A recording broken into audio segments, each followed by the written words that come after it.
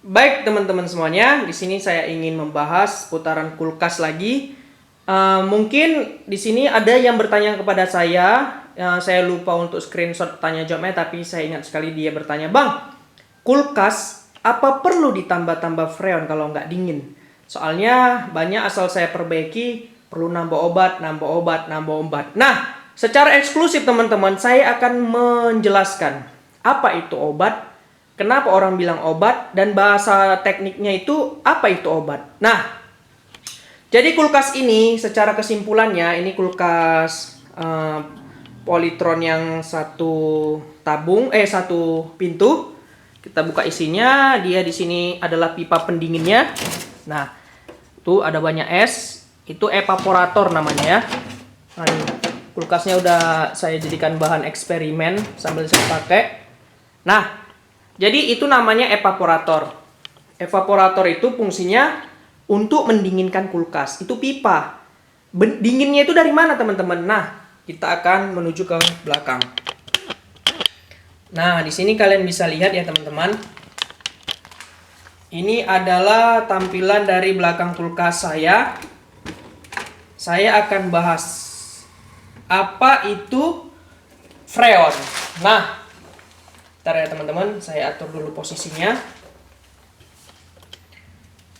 Ini dia, saya letakkan dulu kameranya. Nah, kita buat biar lebih nyaman nih teman-teman kalian memahaminya. Oke, nah, jadi kita atur dulu kameranya. Oke, ini dia. Kita jelaskan dulu ya. Oke, apa itu freon? Freon itu adalah bahasa tekniknya itu adalah sebuah refrigeran, sebuah gas yang berfungsi untuk mendinginkan perangkat kulkas ya. Freon, ada yang bilang obat, ada yang bilang refrigeran. Nah, perlukah kulkas itu tambah-tambah obat? Secara umum, kulkas itu nggak perlu nambah-nambah obat teman-teman. Kenapa? Karena obatnya udah dikunci. Ini tempat selang pengisiannya, sudah dilas. Ini kalian bisa lihat, dia sudah dilas mati. Jadi pada konsep dasarnya, freon itu hanya bersirkulasi. Jadi kompresor ini akan hidup, akan memompa obat tadi itu, seperti jantung ya. Obat itu dipompa ke kondensor, dia jalan, setelah itu dia keluar, dia ke saringan, ke pipa kapiler, lalu ke pipa evaporator yang di dalam itu, baru dihisap lagi di sini. Nah itu, dihisap di pipa baliknya. Jadi pada dasarnya tidak ada komponen yang pada perangkat kulkas ini yang menghisap obat atau yang membuat obat berkurang. Tidak ada teman-teman. Jadi kalau kulkas kalian itu tidak dingin, tidak semata-mata perlu isi obat. Tidak ya teman-teman. Karena kalau misalnya kulkas ini tidak dingin, banyak penyebabnya. Bisa jadi mesinnya yang nggak hidup, karena PTC OLP-nya rusak. Jangan asumsinya tambah obat. Jadi pertanyaan teman kita tadi, Bang, perlukah kulkas tambah obat setiap setahun sekali, 2 tahun sekali, 3 tahun sekali? Tidak ya teman-teman. Kalau ada seperti itu teknisi yang menyarankan, Bu, tiap 2 tahun kita ganti obat. Tidak perlu. Kalian jangan mau percaya, itu tidak benar. Itu berarti ada oknum yang memanfaatkan ketidakpengetahuan kita.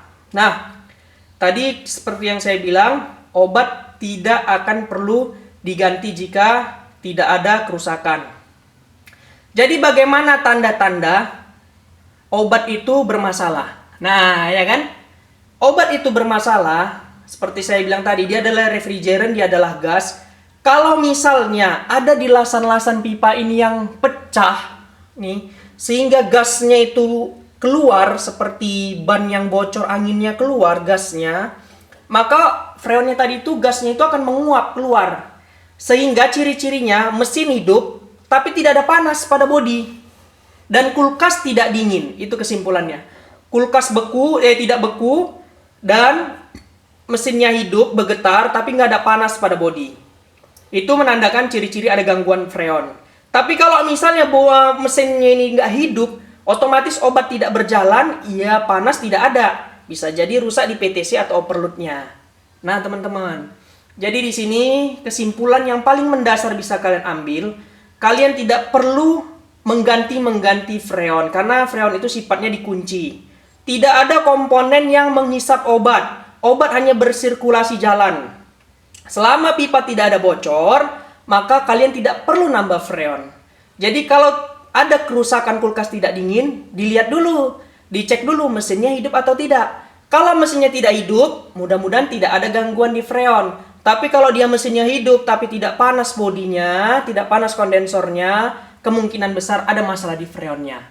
Nah teman-teman, jadi sedikit banyaknya mudah-mudahan edukasi yang saya sampaikan ini bisa bermanfaat. Baik juga AC maupun kulkas. Pada dasarnya bocor obat itu kalau ada pipa instalasinya yang rusak. Kalau tidak ada, kalian kalau AC hanya cuci AC aja. Kalaupun kulkas ya hanya paling dibersih-bersihkan aja. Tidak perlu harus rutin.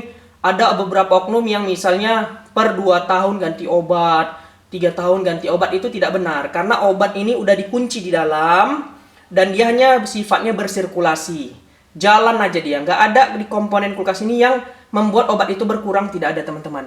Oke teman-teman, mudah-mudahan sedikit banyak bisa menjadi wawasan dan juga menjadi tambah masukan untuk kalian sebagai orang awam yang kadang banyak dapati kekeliruan dalam perbaikan kulkas kalian. Oke, sampai jumpa di video saya selanjutnya. Saya harapkan kalian tidak lupa mensupport channel saya dengan like, comment, dan subscribe kalian. Oke, sampai jumpa teman-teman. Dadah.